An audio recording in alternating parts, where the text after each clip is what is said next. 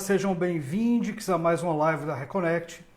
Esperar aqui o Bernardo entrar para a gente começar a dar uns recadinhos que são bem importantes. E vamos falar um papo bem bacana sobre esse mercado que só cresce, que é o mercado místico. Claudinei já está aqui, vai ser nosso convidado, vamos já conversar com ele. Esperar aqui o Bernardo entrar.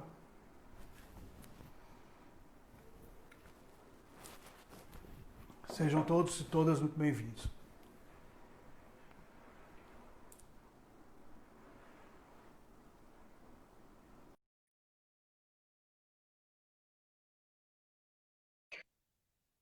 Guardar o Bernardo para a gente dar os recadinhos aí. Olá, Bernardo. Roberto Leão! Tudo jóia, meu querido? Tudo jóia! Tô vendo que o nosso grande bom. convidado já tá aqui online. Já tá aí, exato. Coisa boa. Daqui a pouco... É sempre assim, né? A gente entra, aí daqui a pouco começa o pipocado. Gente entrando, daqui a pouquinho... O Instagram fica mandando aí os convites para as pessoas. Ó. Então começou a festa. Sejam Bem-vindo, todos muito Will. bem-vindos. Sejam todos muito Jonathan. bem-vindos. Então, Roberto, hoje a gente começou 5 minutinhos mais cedo, né? Justamente para poder, quando o Claudinei entrar, já tá aí com boa parte do nosso público. Sinara Teixeira, Sinarinha, deu certo hoje, né, Sinarinha? Muitas maçãs aí para Sinara. Aí, pronto, o público já entrou. Érica, Aline, todo mundo que tá aí. Sejam muito bem-vindos a mais uma live da meu Reconnect. irmão? Érica, seja bem-vindo, todo mundo bem-vindo. Jane. Então, seja muito Mercado Esteve. Oi, Sinarinha, um beijo. Então, Roberto, Maçã, Sinara. a gente tem alguns recadinhos antes do Claudinei entrar, tá? Primeiro, eu quero dizer que é um grande prazer ter o Claudinei aqui conosco na Reconnect, tá? Lembrando que a Reconnect é o seu programa sobre espiritualidade para além da religião da TVC, afiliada da TV Cultura aqui no Nordeste. A gente sempre fala de maneira laica, leve, sobre espiritualidade, sempre para além da religião, espiritualidade, sempre além, né, das crenças. A gente fala com todo mundo sem nenhum filtro, né? Então, o único filtro é no convidado, né? Então, todos os nossos convidados, graças a Deus, são bastante gabaritados para lá nos assuntos que eles vêm tratar aqui Tem com uma a gente. auditoria boa, só fala com os tops, né? A produção, e sempre prezando a pluralidade. A Elise e a Claudinha, que são nossas produtoras, são até bem chatinhas, né? Para poder vir para cá e dizer, papai, bota. Não! Então, elas são bem criteriosas. Mas esse critério é essencial para a gente. É isso aí. Então, o Claudinei, Roberto, só falar um pouquinho do nosso convidado hoje. O Claudinei, fora ser um best-seller, né? Ele é um dos autores que conseguiu colocar livros sobre o Wicca, né? Sobre paganismo na lista de best-sellers. Então, é um cara super gabaritado para falar no assunto. Minha irmã, Mãe Jô, um abraço, Mãe Jô. Mirna entrando. Maçãs, Mirna, Manjô, só a nossa turma reconectada. Então, o cara é um escritor, Claudinei é um escritor, o nosso convidado é um escritor que escreveu sobre o Wicca e o livro dele é um best-seller, tá? Mais de 200 mil cópias vendidas. Né? Depois eu quero que ele me ensine como é que ele fez isso para escrever o nosso também, né, Roberto? Se é que isso possa ser ensinado. Então, Claudinha Leão, a nossa produtora chegou, só para vigiar a gente. Maçãs, Claudinha. Para ver se a gente tá falando besteira. E fora isso, nossa Paulinho. Mentora. Então, fora isso, Roberto, o nosso convidado de hoje, ele é o organizador, idealizador e organizador da maior feira mística e esotérica do mundo, do planeta. Então, o cara entende um pouquinho, para não dizer muito, do mercado de misticismo que vem crescendo. Sobre esse mercado sabe tudo. Então, que vem crescendo de 10% a 15% ao ano. Então, é muita coisa. Beriano Noronha, Bebé, um beijo. Maçãs para minha irmã Berinha, saudades. Mirna. Bernardo, vamos também falar um pouquinho sobre nossa novidade, que enfim, nasceu o filho. Nasceu o filho. Então, o nosso primeiro curso é o nosso Fast curso da Reconnect. A gente preparou, gente, para vocês um curso rápido, mas com conteúdo bastante vasto, né? Que é o Estourando a Bolha. Então, onde a gente uniu os nossos conhecimentos, o Roberto, para quem não sabe, além de historiador, é social media, com vasta experiência aí em multinacionais de grande porte, de redes sociais, de mídias sociais e marketplaces, né? Então, a gente uniu os nossos dois conhecimentos sobre espiritualidade e mídias sociais e fizemos um paralelo. Então, como as redes sociais, como as mídias sociais interferem na nossa espiritualidade, né? Como ela faz com que nós acessemos egrégoras ou malhas magnéticas, como vocês prefiram falar, e isso acaba prejudicando a gente. Então, como escolher o que acessar? Como é criado esses algoritmos que as grandes corporações de redes sociais elas fazem para poder manter você conectado? Como é que elas escolhem o conteúdo que elas querem que você veja? E como isso também, pode Bernardo, te prejudicar? Muito bem. E como esse padrão que a gente usa na internet, né, de ficar nessa bolha, como isso também se amplia para o nosso padrão energético, espiritual, e como a gente acaba reproduzindo, né, esse padrão e acaba reproduzindo esse comportamento, né, de estarmos dentro de uma bolha de filtros do nosso conforto, e como isso nos torna prisioneiros, né, e como se libertar disso, que é o mais importante, como estourar essa bolha. É isso aí. Então, como nós acreditamos que o conhecimento tem que ser acessível a todos, o curso ele é um preço bastante acessível, tá? Eu vou logo dizer, eu posso dizer, Roberto?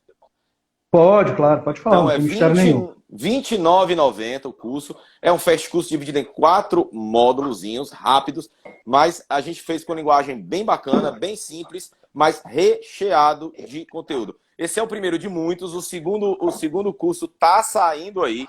Então, se você está interessado no curso, vai lá na nossa bio, aqui na bio da Reconnect Brasil, e clica lá que tem todas as informações, paga no cartão, paga no boleto. Então, a gente acredita que a informação tem que ser acessível a todos. Então, Roberto... E precisa, né, Bernardo? Então, informação Roberto, precisa, direta. Eu não vou deixar de falar, tá, gente? O Roberto me proibiu de falar, mas eu tenho que falar, meu irmão, você me perdoe, tá? Sempre, tá perdoado. Então, tá assim, perdoado já. Nós tivemos uma notícia bastante interessante hoje, né? Que faz com que nós achemos que estamos no caminho mais do que certo. Qual foi essa notícia? O Instagram bloqueou nossa conta de anúncio desse curso. Estourando a Bolha, onde nós falamos sobre como as redes sociais manipulam. A nossa conta de anúncio desse curso foi bloqueada. Então, estou muito feliz. Obrigado, Instagram, por ter bloqueado a nossa conta de anúncio, porque nos faz crer e ter a certeza que nós estamos falando a verdade, estamos no caminho certo. Sem muita polêmica. Só informação. Muito obrigado, meu irmão. Muito bem. Vai me abandonar agora? Vou te abandonar agora. Então você vai ficar no ficar aí. Mas eu vou ficar aqui como sempre e vocês vão ficar em excelente companhia com Claudinei Prieto, organizador da Mystic Fair Brasil, da Mystic Fair Brasil, maior feira mística do planeta, e best-seller com o livro Wicca. Então, vamos lá, chama aí o Claudinei. Um abraço, meu amigo Claudinei. Passando, meu irmão. Muito obrigado. Até mais. Vou ficar aqui vigiando, tá? Eu sei que não precisa que a Claudinha e a Lili estão aqui, mas eu vou ficar também. Para que coleira é curta, a pé é grande. Né? Um abraço. Um abraço, meu irmão. Chamar os convidados. Como o Bernardo falou, a gente não está podendo fazer a divulgação nas redes sociais desse curso. Então, contamos com vocês. O link está na bio. Convide os amigos. Se inscreva, está muito bacana. O preço é bom. E o curso é muito direto, muito preciso. Vou chamar aqui nosso convidado.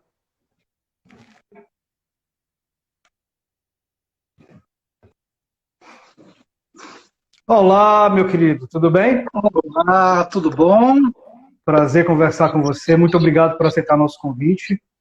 Prazer todo meu, um prazer estar aqui com vocês, viu? Parabéns.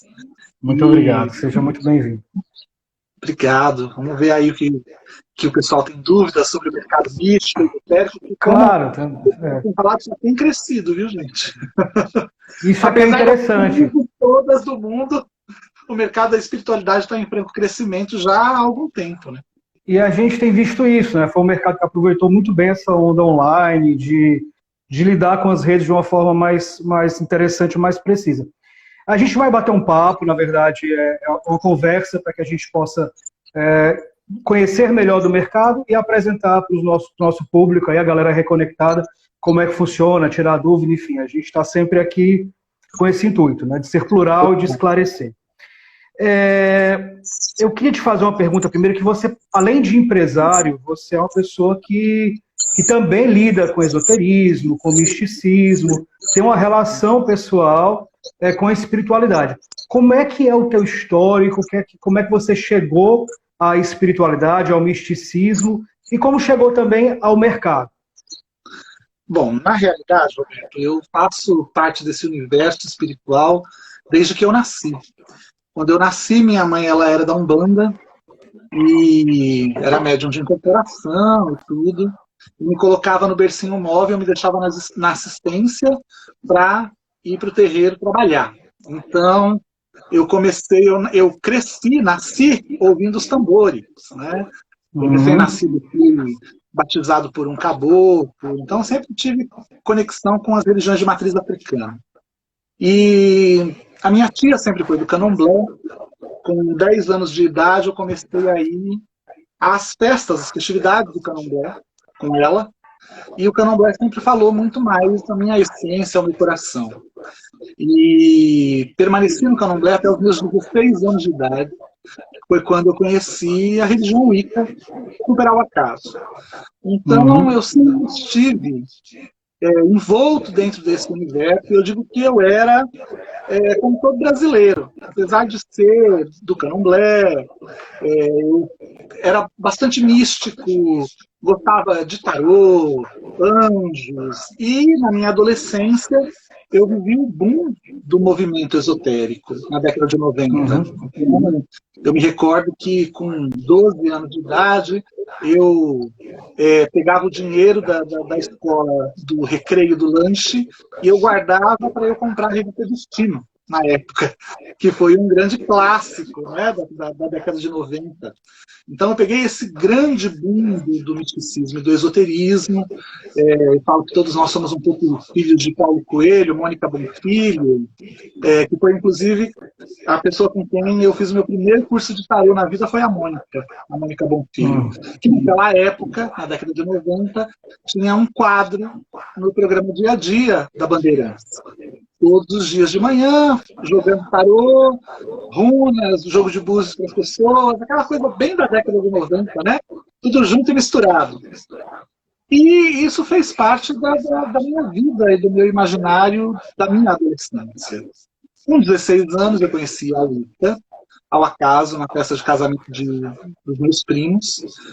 E quando eu vi aquilo, bateu no meu coração de uma forma completamente diferente de todas as coisas.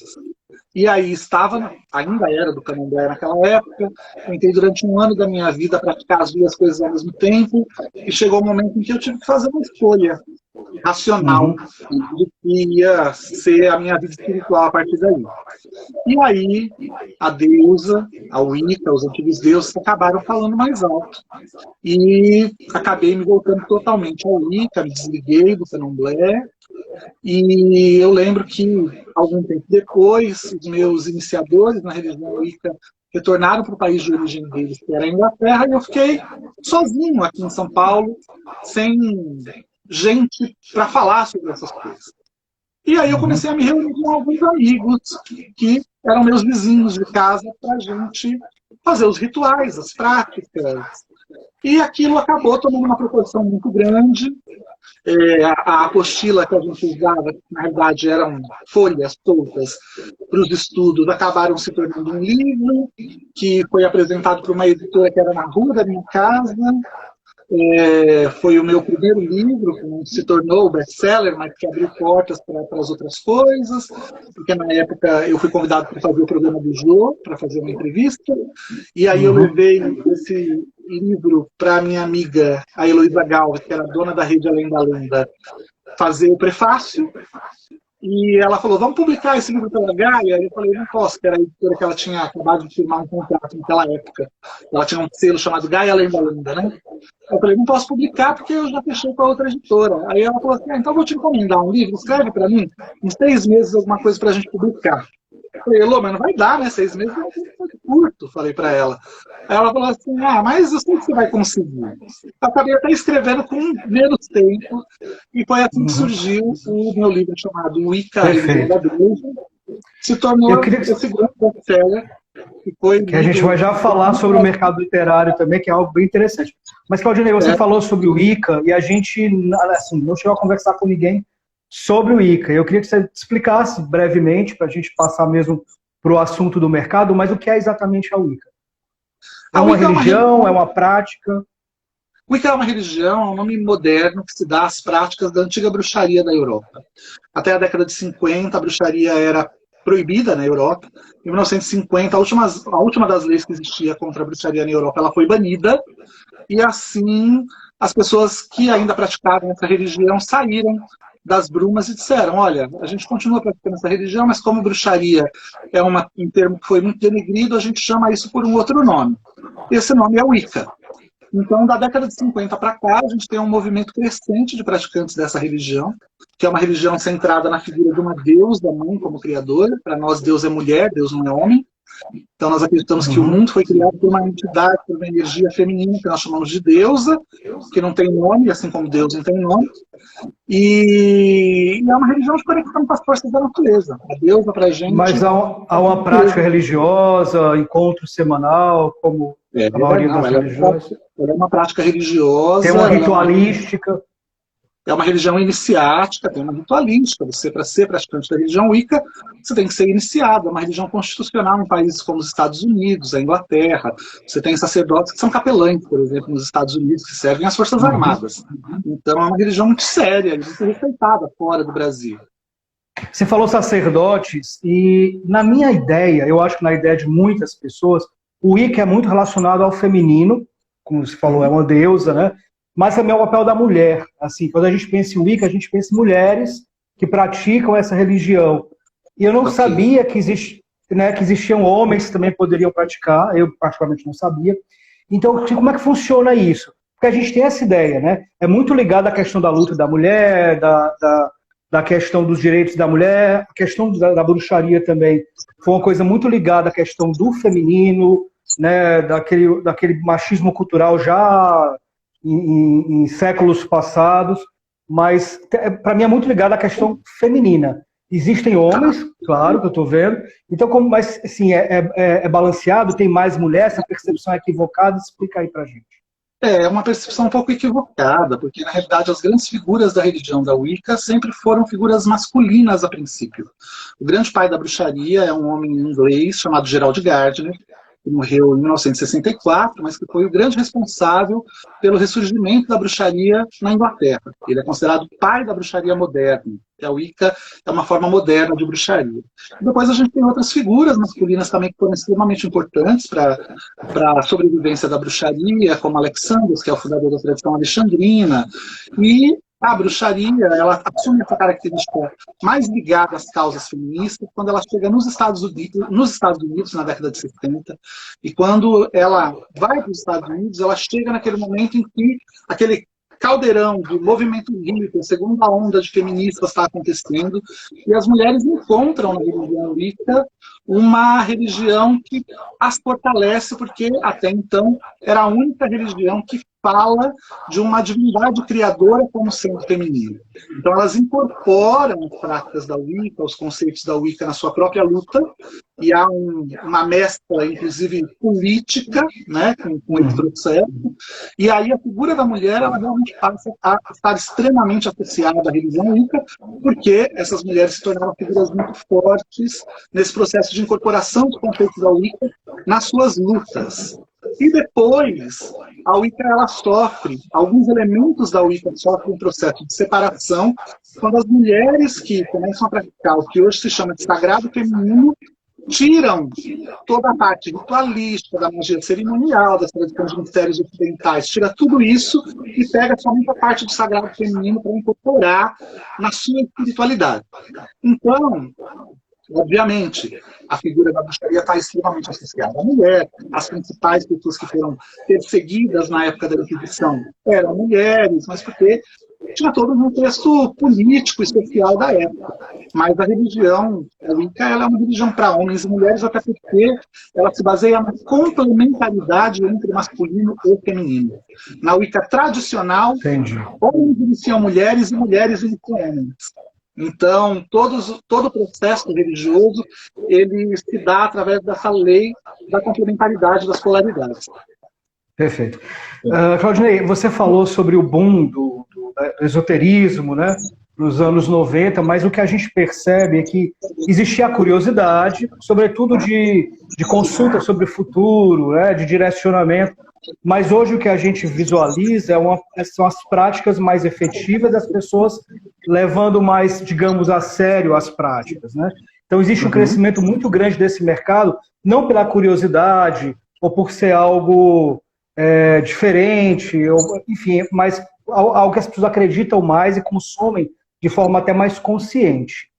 Essa expansão do mercado, né, enquanto produtores de conteúdo, ela se deu devido à demanda ou foi mais produtores de bons conteúdos que geraram essa demanda, na sua opinião?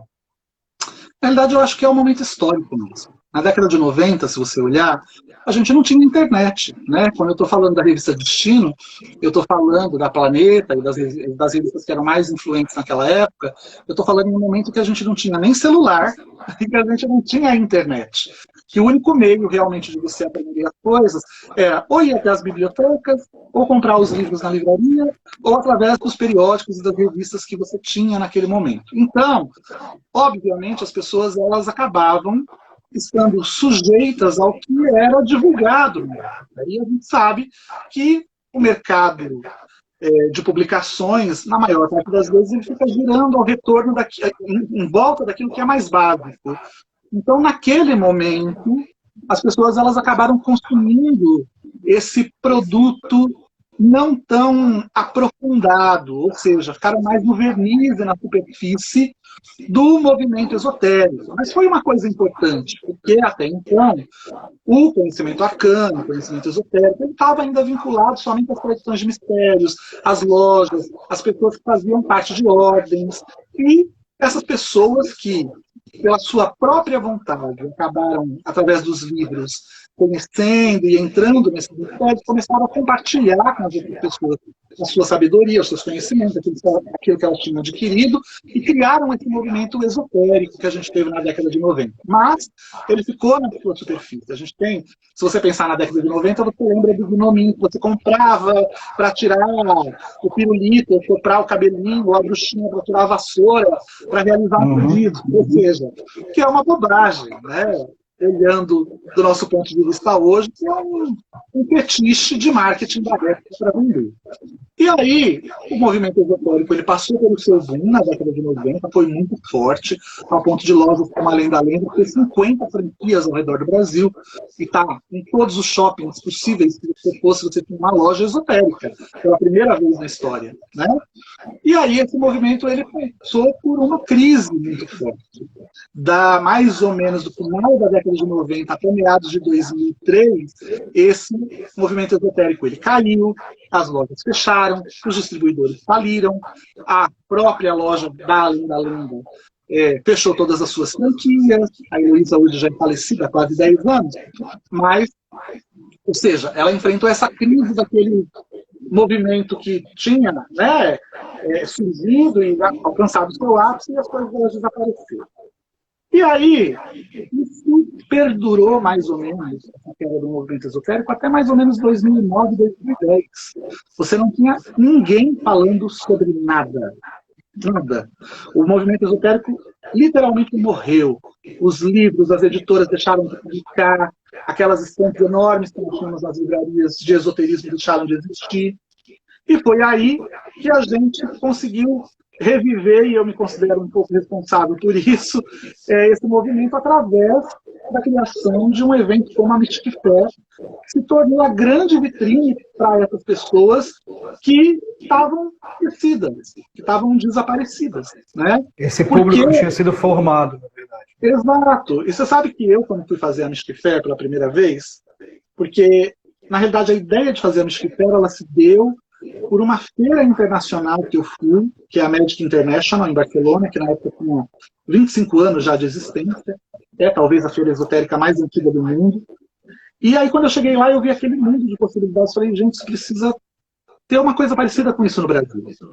Só que eu não imaginava que fosse eu que fosse fazer isso, porque eu só era um escritor e um sacerdote. E aí os anos foram passando, Roberto, e ninguém fazia. E eu sempre pensei que seria uma empresa de feira, de eventos, que fosse criar alguma coisa nesse sentido, porque, apesar do mercado ele ter desaparecido, era alguma coisa promissora. E aí os anos foram passando. Eu lembro que um dia eu passei em frente aonde hoje é São Paulo Expo, aqui em São Paulo, que na época era o Centro de Exposição a Imigrantes. E aí eu vi assim, Feira da Sucata. Aí eu falei, gente, tem feira até de lixo, ninguém faz uma feira esotérica.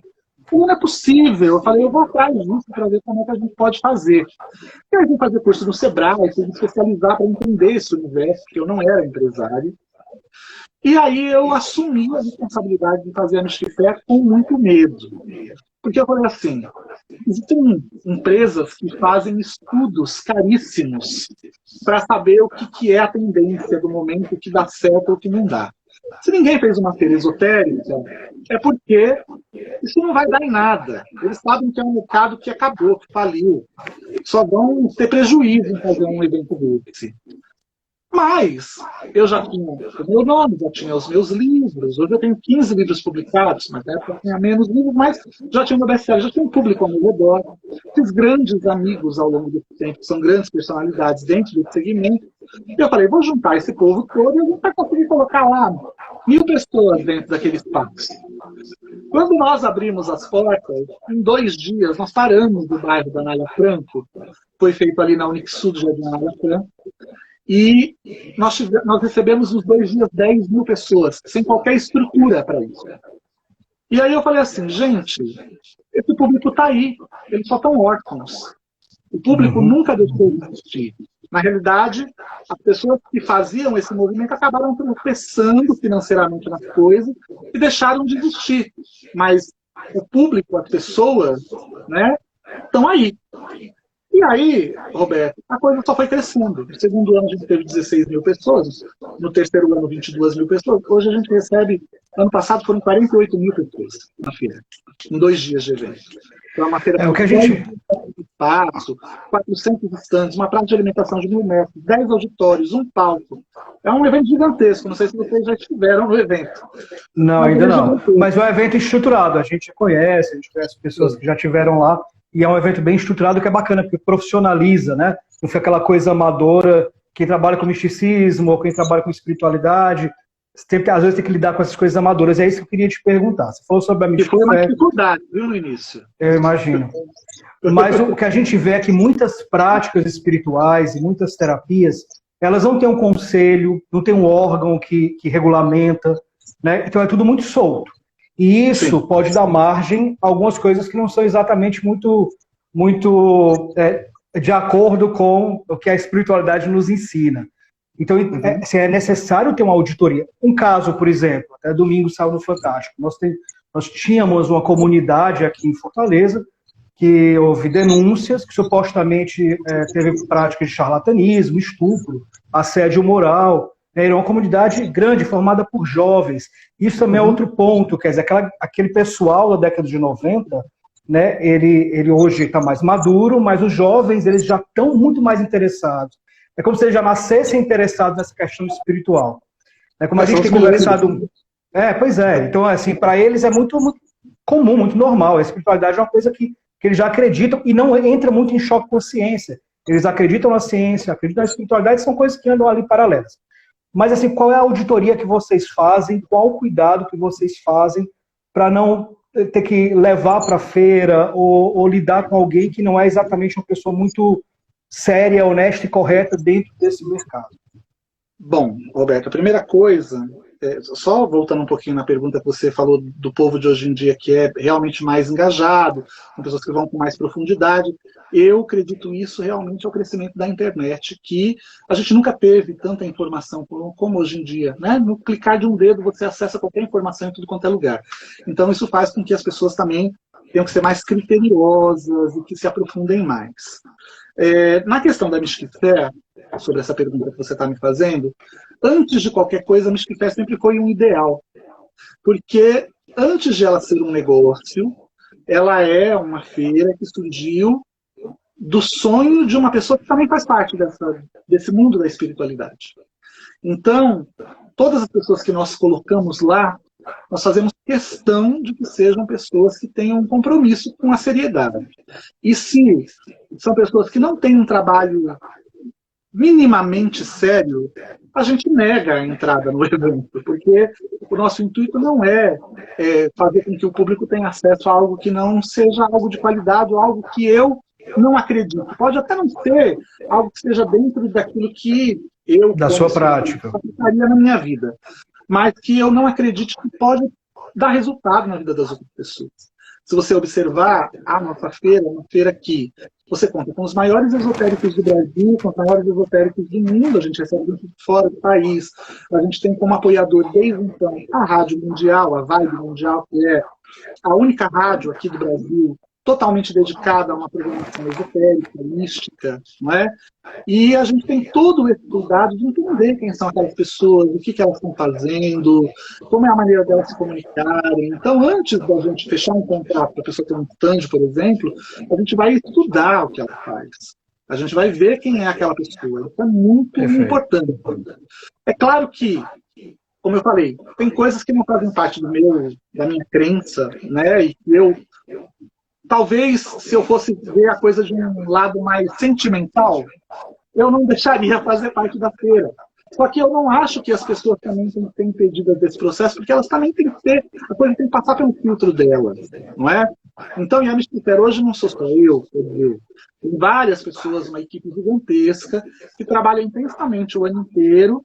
Esse ano fomos um pouco impedidos de trabalharmos por causa do Covid, mas se trabalha todos o ano inteiro para fazer um evento desse de qualidade. E a coisa é pautada na verdade, porque, como eu falo, ela é um ideal antes de ser um negócio. Ela veio do sonho de uma pessoa que faz parte da espiritualidade, no sentido de que o que a gente pode proporcionar para as pessoas terem uma vida melhor, uma vida mais espiritual, que elas possam ser ajudadas com uma palavra de apoio. Porque, como você falou, esse universo não tem muitos órgãos que possam ser sensores e que você eventualmente possa, de certa forma, fazer uma... Regulamentar, mas é por isso que também a gente sempre teve uma preocupação em trazer os poucos órgãos que existem para dentro da Mystic Fair. Então, a gente tem órgãos como a ABRAT, que é a Associação Brasileira de Terapeutas Holísticos, que é nosso parceiro desde sempre, porque não deixa de ser um determinado filtro. Só que, Roberto, o que eu digo isso não tem a ver só com o universo da espiritualidade, esse tipo de coisa, como vocês tiveram agora aí no Nordeste. Todas as religiões passam por isso. Todos os dias, e crenças espirituais. Todos os dias você tem gurus que são desmascarados, você tem padres que fazem depoimentos na polícia. Só que o que acontece? Como nós não somos tão estruturados e não temos organismos tão fortes que nos representem, isso impacta na gente de uma forma muito maior. Então, uma pessoa que faz esse tipo de coisa que aconteceu, que eu acompanhei do Fantástico, acaba, de certa forma, respingando... Descredibilizando várias outras pessoas, né? Porque a gente não tem organismos fortes que possam, eventualmente, nos proteger. Só que, infelizmente, quando você fala em espiritualidade, você está falando de política, porque não dá para você sair fora disso, e de poder. E essas duas coisas juntas com algo onde você acredita uma força superior que te dá um crachá para você fazer coisas, é realmente uma salada que pode dar problemas algumas vezes. Então, e entra nessa salada também a subjetividade, né? Porque é muito uma coisa de sentimento, do que eu sinto, né? Do que eu sinto na minha vida, do que eu sinto no meu corpo, do que eu sinto na minha cabeça, do que eu sinto no meu espírito, na minha alma. Então é muito subjetivo, é muito complicado você dizer assim, funcionou, não funcionou, isso funciona, isso não funciona. Não, isso é certo, isso é errado, porque é muito subjetivo. E aquela coisa também, né, Roberto? Ah, é o mestre que eu estou ouvindo, é o espírito que está dizendo. Que não é nada, né?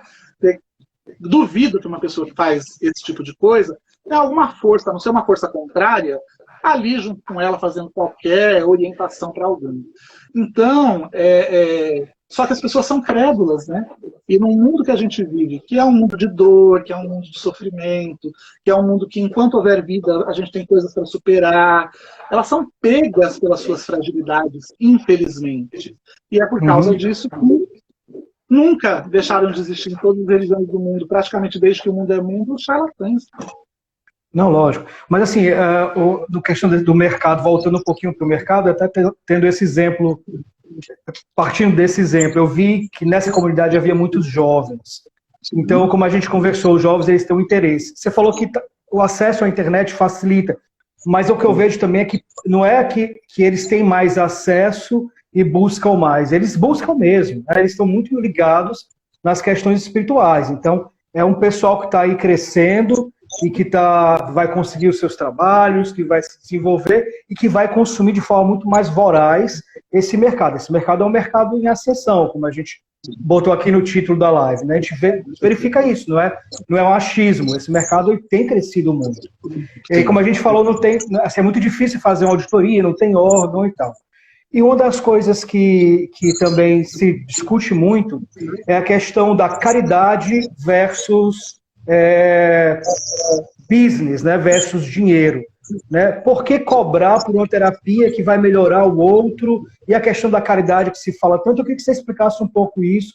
A gente sempre conversa isso com pastores e tal, mas para deixar claro, é importante esclarecer para as pessoas que existe essa diferença, assim, que não é porque você está cobrando que você não está fazendo caridade. Enfim, eu queria que você falasse um pouco sobre isso. Eu estou até agora fazendo uma jornada de 30 dias chamada Magia do Dinheiro, que é exatamente ajudando as pessoas a se desprogramarem de determinadas crenças que a gente assume como verdade, que tem a ver com o conceito do dinheiro e a espiritualidade. Durante muito tempo, nós fomos ensinados de que se você é uma pessoa espiritual, você não pode ser próspero, né? Porque dinheiro e espiritualidade, elas não caminham juntas, são duas coisas que não caminham juntas, que o dinheiro é sujo, que o dinheiro é um mal, que, enfim. E durante muito tempo, as pessoas dentro desse meio da espiritualidade, esotérico, também assumiram isso como verdade. E as pessoas, de certa forma, do lado de fora, também esperam esse tipo de comportamento. Só que, quando a gente fala num evento como a Mystic Fair, que é um evento que explora o mercado místico, e aí você fala mercado, mas no mercado de espiritualidade, eu compro uma vela no mercado. Eu compro um incenso, está inserido dentro do contexto de um mercado. Uma pedra que eu vou comprar, um óleo que eu vou comprar, um incenso que eu vou comprar. Nada é dado gratuitamente, apesar de que muitas dessas coisas a natureza dá gratuitamente, como as pedras. Então, aqui, na hora que isso chega pela gente, é comercializado. No mercado esotérico existe um mercado, sim. E as pessoas precisam perder esse medo de falar, né? Eu cobro para jogar o tarô, eu cobro para fazer uma terapia. E as horas, o tempo, os livros, os cursos que a pessoa fez para ela poder estar te atendendo. E o tempo dela também, de certa forma, é dinheiro de uma determinada maneira. Ela está ali, naquele momento, te atendendo, ela poderia estar destinando esse tempo para um trabalho convencional. Então, é mais do que justo que as pessoas elas sejam retribuídas financeiramente por aquilo que elas fazem. Se você observar, todas as religiões do mundo sustentam seus sacerdotes. O padre, ele faz a missa, mas ele ganha para fazer a missa. O pastor, ele está lá, ele também ganha para estar lá. Até o guru indiano tem as doações dos seus fiéis.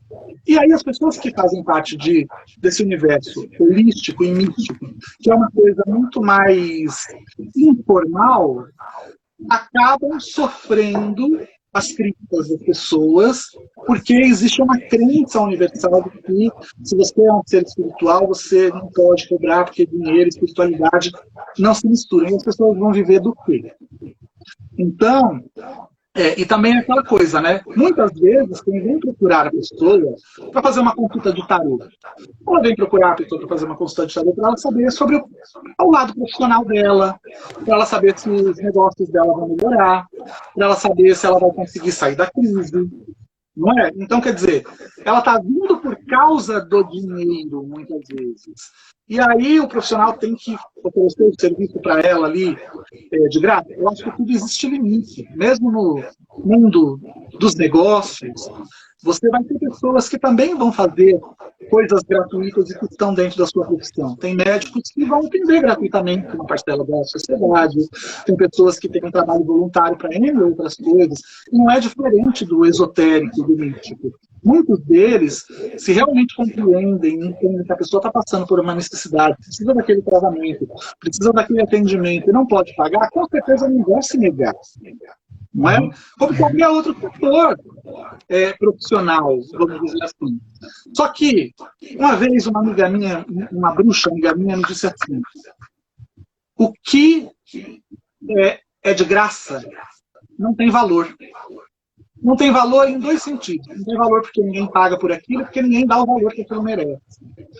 E se você olhar a história da humanidade, as parteiras do passado, se você ia fazer um parto, fazer uma beberagem para uma determinada pessoa, você levava uma galinha, você levava uma couve. Até hoje, em tribos da África, se você vai lá para o curandeiro, para o xamã, você paga aquilo de alguma determinada forma. Você leva lá uma galinha, um galo. Até para valorizar o trabalho, né? E não sair errando de novo. Né? Quando você vai para poder melhorar, se não tiver preço, você erra de novo. Eu acredito muito nisso também. A própria psicanálise usa isso também. Né? Você não pode fazer uma psicanálise totalmente de graça, sem ter nenhum custo, porque você não vai levar a sério aquilo. Que não vai impactar a sua vida. E é uma forma de troca, né, Roberto? E uma forma de troca justa. Né? É de valorização. E a gente sabe também que há todo um contexto histórico que fez as pessoas acreditarem que o dinheiro não era uma coisa que caminhava com espiritualidade, mas no sentido de que, olha, vem aí, dê o seu dinheiro para mim, dê o seu dinheiro para a minha instituição, porque o dinheiro é coisa do diabo, e só eu que sou de Deus sei como usar o seu dinheiro bem. Então, isso é uma programação secular de muito tempo, como o nosso DNA, que a gente vai demorar muito tempo ainda para se desimpregnar, para se desprogramar desse processo. Mas eu tenho visto que as pessoas da atualidade do mundo esotérico são um pouco mais conscientes em relação a isso. Mas você falou sobre dinheiro e espiritualidade, né, que pode sim trabalharem juntos ali para a necessidade do terapeuta, de quem está aplicando ali a terapia, ou de quem faz da prática, enfim, explicou muito bem. Mas eu queria saber uma coisa em relação ao mercado, falando de business. Dinheiro e espiritualidade se separam, ou seja, eu posso ser um mecenas da espiritualidade do mercado místico. Não sou místico, não acredito, não sigo nada, mas eu quero investir. Eu quero ser o cara que vai lá, ser o investidor, vou fazer o negócio acontecer, porque eu quero meu retorno financeiro. Funciona? Eu costumo dizer que nada que não é verdadeiro funciona. Então, mesmo aquilo que, se você tem uma pessoa que não é desse universo místico e holístico, ela precisa ter um compromisso com a verdade, com aquilo que ela está fazendo, porque o público entende e ele sabe quando está sendo enganado. As pessoas não são ignorantes e não são bobas. Então, se a sua única coisa realmente é business, é dinheiro, é grana, e você está querendo vender ilusão para as pessoas, elas vão entender na hora que aquilo que está sendo vendido para elas não é real. Mas eu estou falando sobre o mercado investidor. Existe isso? Você que é um cara mais de mercado. Existem investidores que não estão dentro do misticismo, que não praticam, mas eles dizem, olha, eu acredito em você, eu acho que você é um cara bacana, eu vou investir em você, mas eu quero o meu retorno. Eu vou investir na feira, eu vou investir no aplicativo, eu vou investir em alguma coisa no seu livro, para você me dar o retorno. Já existe essa função, essa persona, esse papel da pessoa que investe na espiritualidade e no misticismo? Não, esse tipo de investimento eu ainda não vi acontecer dentro do mercado holístico. Tipo, uma pessoa vem e banca determinada coisa e usa só o seu nome, a sua marca, para fazer aquilo girar em termos de dinheiro para essa pessoa. Geralmente são os próprios místicos e esotéricos que se bancam. O que existe, na realidade, são pessoas que não são do mundo esotérico, que não são esotéricos, que não são místicos, mas que têm negócios ligados a esse universo. Então, por exemplo, eu não sou esotérico, não sou místico, mas eu tenho uma empresa que fabrica incensos. Eu não sou esotérico e não sou místico, mas eu tenho uma empresa que vende produtos esotéricos, ou uma distribuidora, o que é uma distribuidora esotérica. Só que, mesmo essas pessoas, elas têm um compromisso com a verdade e têm uma curadoria de pessoas que são desse universo para poder criar produtos, criar coisas dentro daquela marca que dialoguem com a realidade.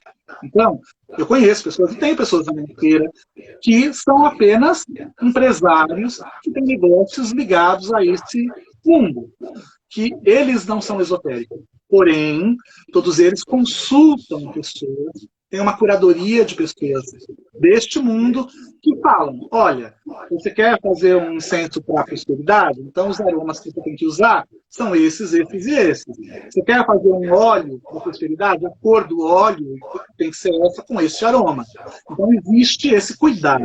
Até porque se não for dessa maneira, as pessoas que vão comprar, a maior parte hoje não é mais leiga sobre o assunto.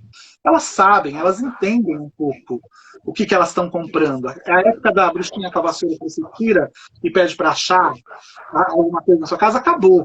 Né? E se você não tem esse compromisso com a realidade, o seu negócio não vai para frente. Tá? Agora, empresários que banquem esotéricos, e que, mesmo os mais famosos que eu conheço, todos eles se bancam. Nenhum é bancado por outra pessoa. Uhum. Mas você acha que seria o futuro do mercado? Ou porque como a gente lida com espiritualidade, misticismo, coisas muito mais ligadas à questão espiritual, não seria possível? Sempre tem que ter um envolvimento para a coisa funcionar, para dar certo. Na realidade, o mercado místico e esotérico ele vive das figuras, ele vive das personalidades, que são aquelas que assinam as coisas.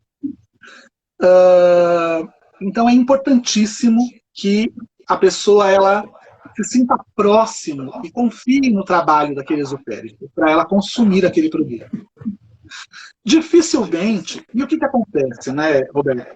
O mercado, ele cresce, mas esse crescimento não é um crescimento vertiginoso a ponto de você dividir os lucros com outra pessoa, porque os lucros são astronômicos e todo mundo vai sair ganhando no meio desse processo. A realidade não é bem essa. Então, você rala muito, você trabalha muito para você ganhar o mínimo para considerar aquele ganho algo decente. Mesmo os grandes nomes desse universo. Eu conheço todos, são meus amigos, todos trabalham muitíssimo para se manter nesse mundo, nesse universo. Então, uma pessoa que viesse, mesmo que conseguisse superinvestir na imagem dessa pessoa, que já é uma pessoa forte, o ganho não é suficiente para isso fazer os olhos desse empresário brilhar, entendeu?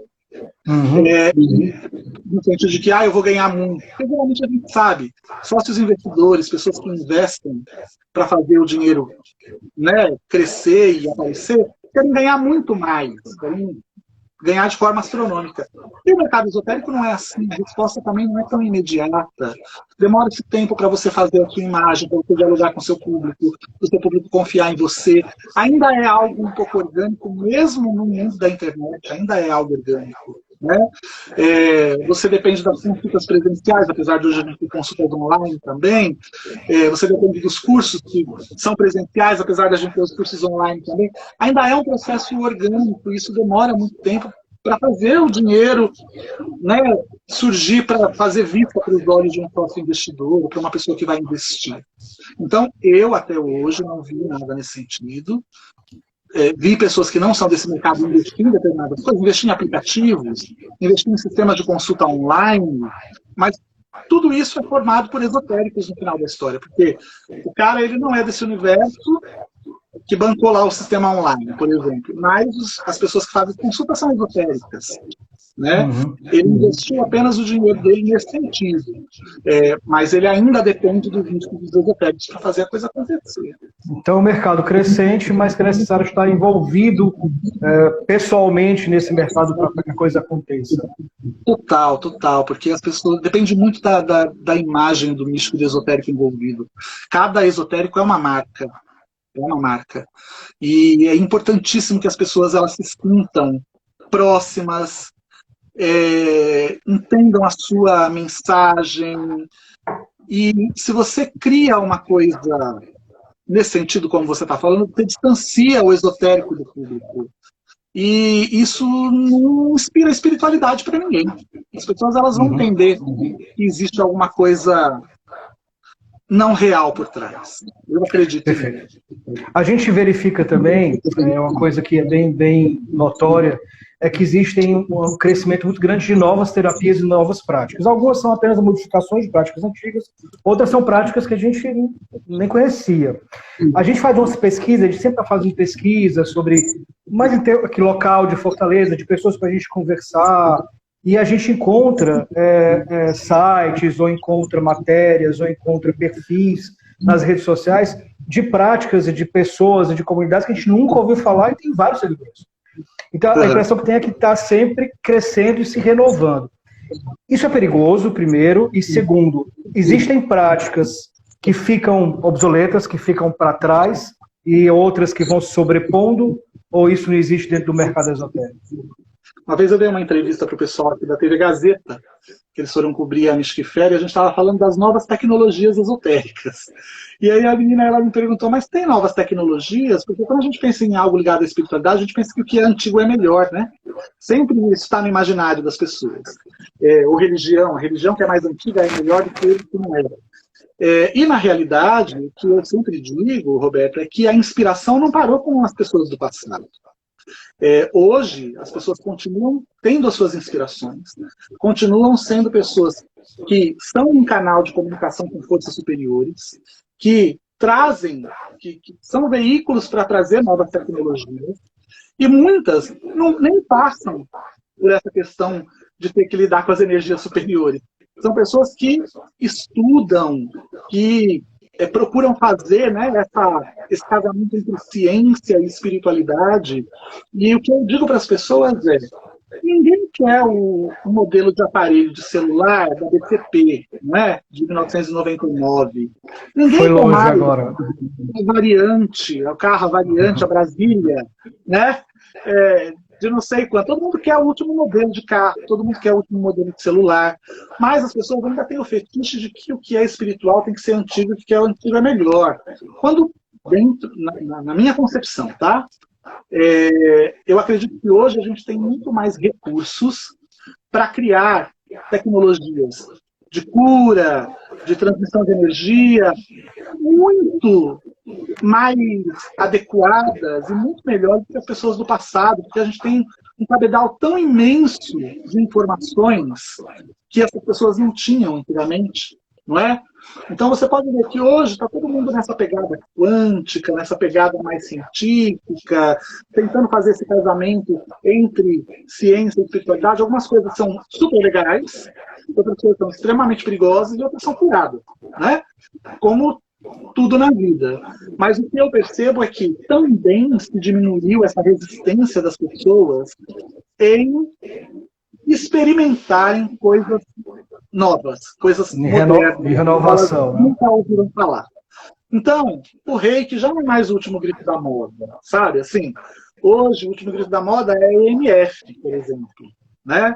Que trabalha com a sua malha cósmica e energética, que é uma coisa que não é a aura, que é muito mais do que a aura. Que quem desenvolveu foi a PEG Fênix, né, dos Estados Unidos, que tem uma pegada quântica. As pessoas também elas precisam que a linguagem seja uma linguagem mais moderna para elas considerarem aquilo um pouco mais sério. E até para atingir também esse novo público, né, que tem se formado aí. Essa coisa de que eu vou por aqui e você receba a energia que vem lá de não sei da onde. Não funciona muito bem se a pessoa não souber exatamente os fundamentos que estão por trás disso.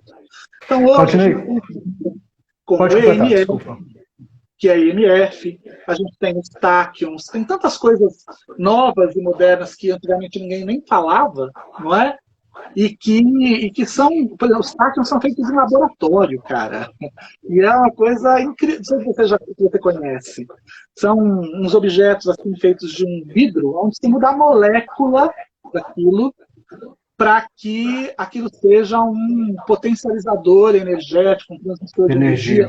Funciona muito parecido com o ergonite, mas numa vibração mais sutil, né? Hoje você tem, por exemplo, laboratórios na Alemanha e nos Estados Unidos que fazem isso, e os técnicos são diferentes, os Estados Unidos e da Alemanha. Os da Alemanha são mais como uma joia, que a pessoa usa, pode usar. E a vibração energética daquilo, quando você chega, não tem como você não sentir. E é feito em laboratório. Entendeu? Passa por um processo químico para aquilo sair. Lembrando que a energia taquiônica já era mencionada entre os egípcios. Então, quer dizer, é uma coisa super antiga, mas que é feita com tecnologia moderna. Isso é muito legal. É o único da gente tá... É bacana, a gente teve um papo com a Karina Greco sobre tecnologia do espírito, que bugou a nossa cabeça. Karina é maravilhosa, maçã, mas ela vai assistir aí nos nossos canais. Beijão para a Karina. Mas que realmente dá um nó na cabeça, né? Mas faz muito sentido compreender a espiritualidade como uma questão também tecnológica. Mas, Claudinei, a gente está chegando ao final da nossa live, tem alguns minutinhos finais. Eu queria que você falasse para a gente, vai ter Mystic Fair 2020? Vai ter Mystic Fair no Rio de Janeiro, agora, dias 29 e 30 de agosto, porque o Rio liderou os eventos. Agora, a partir de sexta-feira, foi liberado com 1/3 da população, do público, mas o nosso já vai acontecer depois do dia 16 de agosto, que pode receber até 2/3 do público esperado. Então, a gente vai ter Mystic Fair no Rio de Janeiro. Temos programado Mystic Fair BH para setembro. Talvez haja uma alteração de data, porque BH está aí no pico da doença, né? Enquanto Rio de Janeiro e São Paulo, os casos estão caindo, BH, os casos estão aumentando. Então, a gente não sabe ainda muito bem.